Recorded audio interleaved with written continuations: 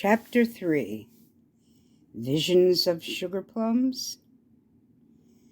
The doctor was remarkably calm after Stravinsky revealed that he was a vampire. Dr. Stone had dealt with other clients who imagined themselves as witches, superheroes, or as a dangerous member of a mob. He considered it a form of psychosis. His job was to determine, at this point, if Stravinsky was a danger to himself or a danger to others. He had to use an approach that would keep Stravinsky talking, an approach that would help him explore his own condition. Dr. Stone began. Tell me about the extra anxiety being a vampire causes you. Whew. Stravinsky was relieved that he would not have to spend his whole first session being defensive. So he began to tell the doctor about the eternal fountain of human blood that would only work at the spot where it was blessed, about how important it was that he stay in his building. Dr. Stone listened attentively and said,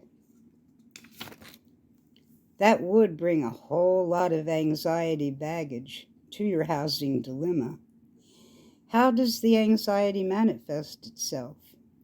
You mentioned not being able to sleep. Can you tell me more about that? Stravinsky was so ready to talk. Well, I have been a super blessed vampire. The love of my life left me that special gift, the gift we will call my fountain of youth. Since it only works in that spot and only when I touch it, my anxiety stems around the fact that if I have to leave, I will have to hunt for my own human prey to survive. I have not had to do that for a very, very, very long time.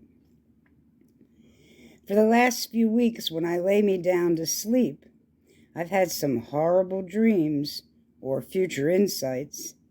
They wake me up, and I'm usually shaking and sweating. No sleep possible. I see, said the doctor. Can you tell me what you are seeing during these nightmares? Stravinsky said, it varies. One night, I had a dream that I was being chased by another mob of vampires. It seemed it was my bad. I was hunting on their turf, a big taboo in the vampire world. Another night, I was hanging upside down from a cave because I could not remember my form-changing code to come down.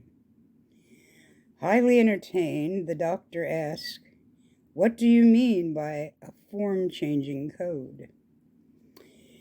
Well, each vampire from my lineage is given an individual code to change from human form to a flying creature. Maybe I'd been watching too much retro TV, but in my nightmare, I was trying to discover my code. I tried saying that. It worked in Hollywood, but it did not work for me. So in my dream, I saw myself trying all kinds of words and phrases to keep and to make myself change form, like up, up, and away, and rise and shine, and on I went. Finally, totally exhausted and discouraged, I saw myself just sitting on a rock and singing, I want to fly like an eagle, and zap, instantly, I was a bat hanging from inside of a cave. Wow, the doctor exclaimed. Continue, he urged. I was pleased at first. Then I discovered that I had forgotten the code to change form to come down, I awoke sweating and shaking with a cliffhanger, no pun intended. At this point, the doctor took a deep breath and looked at his watch. "Oh my," he said, "we've gone 15 minutes beyond schedule. We will have to continue next week. Just tell the receptionist that you will be a weekly client. She will give you a card.